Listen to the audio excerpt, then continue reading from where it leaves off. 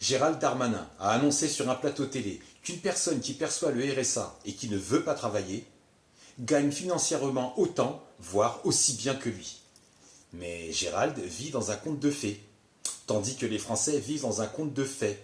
Les Français subissent ce factuel. Une personne seule, sans enfant et qui perçoit le RSA, c'est 455,82 €. Gérald, j'ai regardé ton salaire, sans compter les primes et les à côté. Au minimum, un ministre, c'est 10 500 € par mois.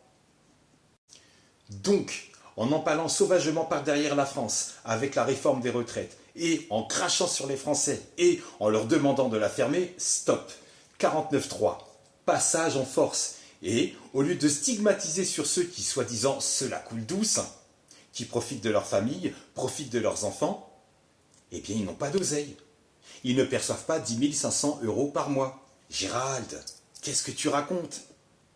Ensuite, les personnes qui sont dans ce système, qui subissent ce système, qui sacrifient leur vie de famille pour aller bosser, qui profitent à peine de leurs enfants, parce que travailler plus pour gagner plus ne permet même plus de partir en vacances. Ils mettent leurs économies dans le carburant, l'énergie, le gaz, l'électricité, et ça fait un trou dans le budget. Certaines familles en France galèrent donc pour manger. Force est de constater que travailler n'est plus très motivant.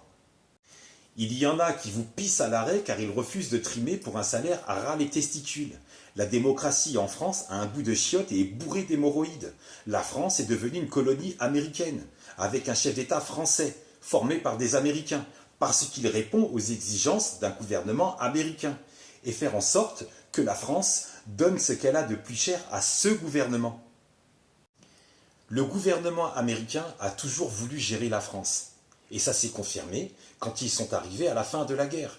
Et bizarrement, beaucoup pensent que c'est grâce à l'arrivée des Américains que la France a été sauvée. Comment tu peux croire que la France a pu être sauvée par des mecs qui sont arrivés à la bourre?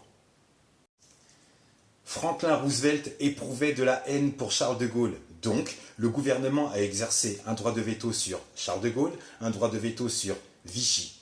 Peut-être qu'il n'appréciait pas qu'un chef d'État français aille se planquer en Angleterre le 17 juin 1940 pour y faire des animations radio qui au final n'étaient pas très bonnes.